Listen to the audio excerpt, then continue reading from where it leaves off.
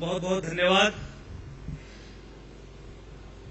मंच पे विराजमान महानुभाव और आज एकम सनातन भारत दल के पहले अधिवेशन में आए हुए भारत के 28 राज्य और 8 केंद्र शासित प्रदेशों से हमारे रिप्रेजेंटेटिव्स, आज सबका मैं अध्यक्ष की कैपेसिटी में स्वागत करता हूं।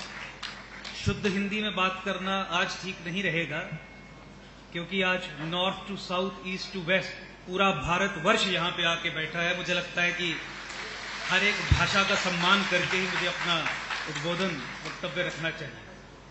सनातन संस्कृति, सभ्यता, धर्म जिस मोड़ पे आज खड़ा है, सनातन की आत्मा यह कह रही है कि ऐसे योद्धाओं की आवश्यकता है जो अपने कंधों पे एक जिम्मेवारी उठाएं और सनातन के संघर्ष को आगे लेके चले। मुझे लगता है कि आज सब हम उसी भूमिका में यहां पे आके बैठे हैं और सनातन संस्कृति, सभ्यता, धर्म के संरक्षण हेतु राजनीतिक तरीके से, कॉन्स्टिट्यूशनल डेमोक्रेसी में राजनीतिक तरीके से उस कर्तव्य का निर्वहन करने के लिए पूरे तरीके से तैयार है। इसकी तैयारी तो 27 मार्च 2023 को ही हो गई थी, जब पहली बार सोशल मीडिया के माध्यम से एकम सनातन भारत दल की घोषणा हुई थी। हजारों क्या लाखों की संख्या में पूरे भारतवर्ष से तभी से इस दल के साथ लोग जुड़ना शुरू हो गए थे और इस दल की जो आज 23 अप्रैल 2023 को पहला अधिवेशन कन्वेंशन के रूप में आज मीटिंग हो रही है, ये ऐतिहासिक क्षण है। ये वो पल हैं जो इतिहास के पन्नों में लिखे जाएंगे।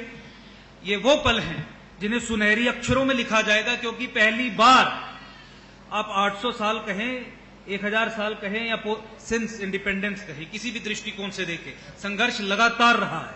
लेकिन संघर्ष का एक नया पड़ाव और इतने सारे योद्धा, जिसमें महिला योद्धाएं बिल्कुल हमारे सामने खड़ी है, इन्होंने अपने कंधे पे जिम्मेवारी उठा के सनातन को और सशक्त करने का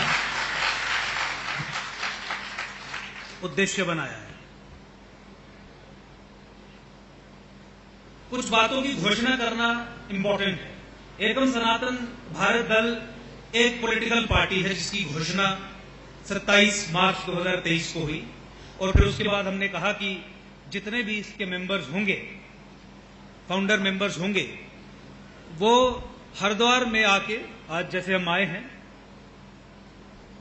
फिजिकली यहां बैठ के इस पार्टी की घोषणा करेंगे। तो मान के ये चलिए कि फिजिकल घोषणा आज ही इस पार्टी की हो रही है और आप सबके साथ मिलकर I take this liberty and this privilege, I take this liberty and this privilege कि आप सब लोगों की ताकत के साथ यहां खड़े होकर आज मैं कह सकता हूं कि भारत में सनातन संस्कृति, सभ्यता और धर्म की रक्षा हेतु आज एकम सनातन भारत दल एक political activity goes live now.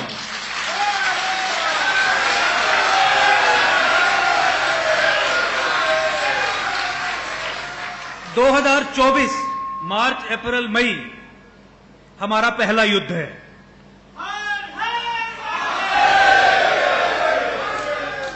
North से साउथ, ईस्ट से वेस्ट, एकम सनातन भारत दल सनातन संस्कृति, सभ्यता, धर्म रक्षा हेतु 2024 के चुनाव में across the length and breadth of the country अपने कैंडिडेट्स उतारेगा और बहुत मजबूती से 2024 के चुनाव लड़े जाएंगे।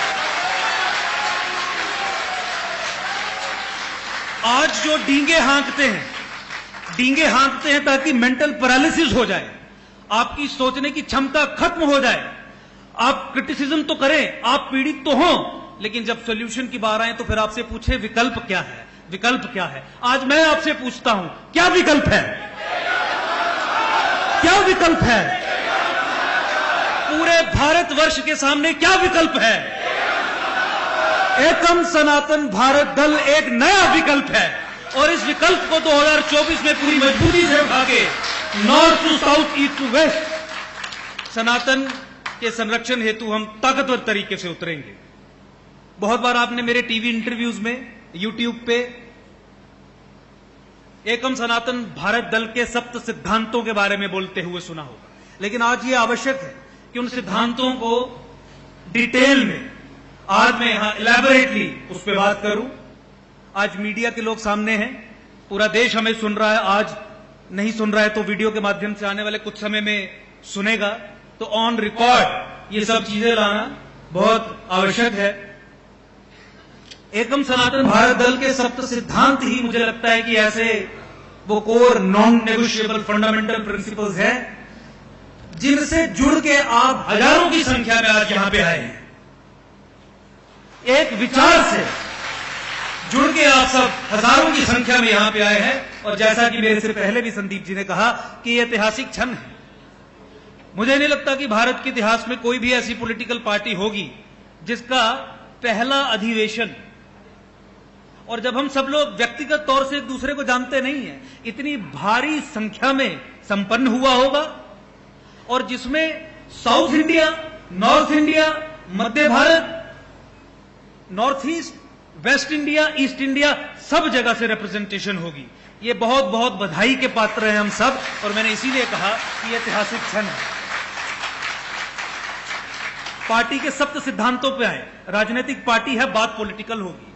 2024 का चुनाव है, बात पॉलिटिकल होगी। सप्त सिद्धांत जो हमारे हैं, जो हर एक भारतवासी के हृदय की आत्मा की आवाज है, उन्हें हमने सप्त सिद्धांतों में पिरोने का प्रयास किया है। और ऐसा भी नहीं है कि इन सप्त सिद्धांतों में कुछ और जोड़ा नहीं जा सकता। दूसरा हमारा सेशन जो है उसमें चर्चा में कोई अच्छा विचार आ जाएगा तो बिल्कुल इसमें जोड़ा जाएगा। एवर इवॉल्विंग है। आपको ये जानकारी भी है कि कुछ दिन पहले ही हमने कुछ इसमें अमेंडमेंट्स की थी, इसमें कुछ एडिशंस की थी और इसे एनहांस किया था। तो देखिए, सप्त सिद्धांत एकम सनातन भारत दल का पहला, भारतवर्ष की सेकंड बिगेस्ट मेजॉरिटी माइनॉरिटी नहीं रहेगी।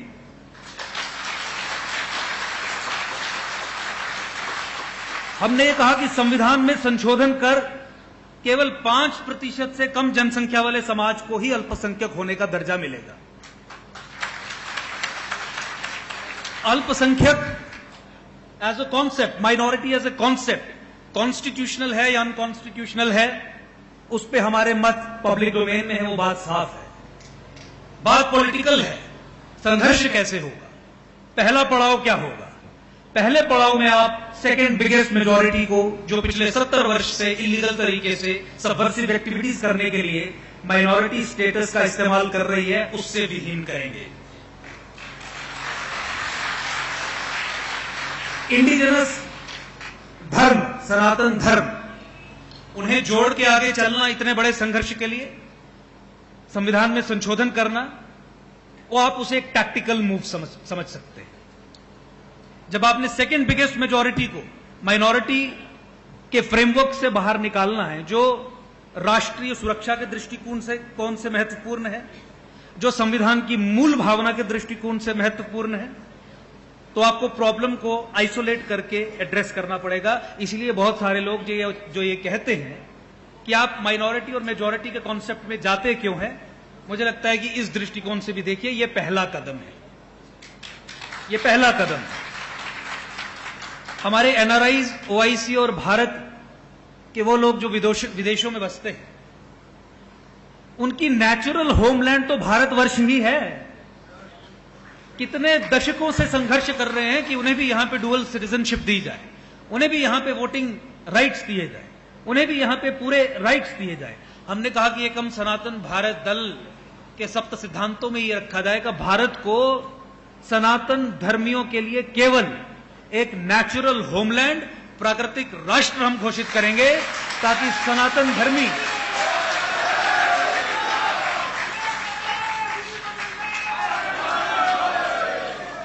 सनातन धर्मी केवल पाकिस्तान, बांग्लादेश और अफगानिस्तान में नहीं, विश्व के किसी भी कोने में रह रहा हो, वो यहां पे आके अपनी नागरिकता ले सके जब भी उसे लगे। ये नेचुरल होमलैंड है सनातन धर्मियों का। माइनॉरिटी के संबंध में चूंकि एक एक करके मुझे डील करना है, तो जो संघर्ष हमने किए उस संबंध में कुछ के संबंध में हमारा युद्ध था वो 2016 में शुरू हुआ। जम्मू कश्मीर के संबंध में, जम्मू कश्मीर के दृष्टिकोण से देखते हुए हमने एक आवाज उठाई कि जम्मू कश्मीर में मुसलमान जो हैं वो 2011 के सेंसस के हिसाब से, हालांकि वो फ्रॉड और फज सेंसस है, 70% है, बहुसंख्यक है, लेकिन इसमें कोई डाउट नहीं है, कोई सेकेंड ओपिनियन नहीं है कि जम्मू कश्मीर एक मुस्लिम मेजॉरिटी स्टेट है। तो सुप्रीम कोर्ट में जाके PIL 489/2016 titled Ankur Sharma versus union of India and others, उसके माध्यम से सुप्रीम कोर्ट में हमने जाके बात रखी कि जम्मू कश्मीर में मुसलमानों को माइनॉरिटी स्टेटस और माइनॉरिटी स्टेटस के चलते जो माइनॉरिटी बेनिफिट्स मिलते हैं वो सिस्टम बंद हो। 2016 से 2018 के बीच में ये केस चला। वहां जम्मू कश्मीर में भाजपा और पीडीपी की कोalition गवर्नमेंट थी और केंद्र में भाजपा की अभी की जो सरकार है, मोदी गवर्नमेंट जो है वो थी। बीच में इन्होंने एक एफिडेविट फाइल कर दिया कि देखिए पिछले 70 साल से जम्मू कश्मीर में मुसलमान अल्पसंख्यक का दर्जा लेके अल्पसंख्यक के लिए आने वाली स्कीम्स का फायदा उठा रहे हैं। ये एक मुस्लिम मेजॉरिटी स्टेट है, ये एक सेंसिटिव स्टेट है। अगर आज हम गैर मुसलमानों के लिए आने वाले हक जो अभी तक मुसलमानों को मिल रहे हैं वो उनसे छीन के गैर मुसलमानों को दे देंगे तो बवाल हो जाएगा, मामला खराब हो जाएगा। यानी क्लियरली भारत सरकार और राज्य सरकार ने मिलकर एक एफिडेविट फाइल किया जिसमें उन्होंने वर्चुअली सुप्रीम कोर्ट के सामने the highest court of the country ये कहा कि जम्मू कश्मीर एक स्पेशल इस्लामिक मुस्लिम डोमेन है। यहां पे माइनॉरिटी के जो राइट्स हैं वो मेजॉरिटी कम्युनिटी से नहीं छीने जा सकते। यहां पे जो माइनॉरिटी कम्युनिटी के राइट्स है वो मेजॉरिटी कम्युनिटी पिछले 70 साल से ले रही है। मामला बहुत सेंसिटिव है।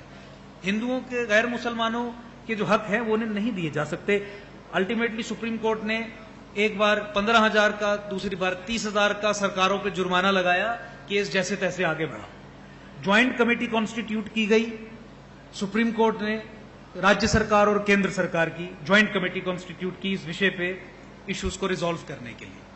उस ज्वाइंट कमेटी ने जब रिपोर्ट नहीं दी तो सुप्रीम कोर्ट ने और झाड़ा और जिस तरीके से फिर वहां पे जो प्रोसीडिंग्स चलती थी, वहां पे जिस सोच से और जिस तरीके से हम केस को पुश कर रहे थे, बहुत तेज गति से भी तेज चल रहा था, केस चल रहा था और सुप्रीम कोर्ट ने भी सरकार को बांध के रखा था।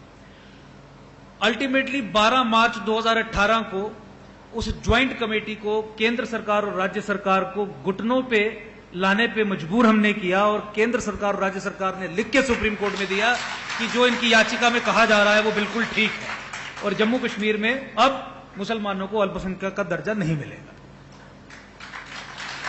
12 मार्च 2018 को हमारी ये विजय हुई। लेकिन अनफॉर्चुनेट सिचुएशन है कि आज अप्रैल 2023 है। जम्मू कश्मीर में आज भी despite a Supreme Court judgement जो गैर मुसलमानों के लिए आने वाले हक हैं, जो हिंदू, सिख, जैन, बौद्ध के लिए आने वाले हक हैं, फंडामेंटल राइट्स जिन्हें आप कहते हैं माइनॉरिटी स्टेटस के चलते, वो आज भी भारत सरकार और यूटी एडमिनिस्ट्रेशन इलीगल तरीके से मुसलमानों को दे रहा है।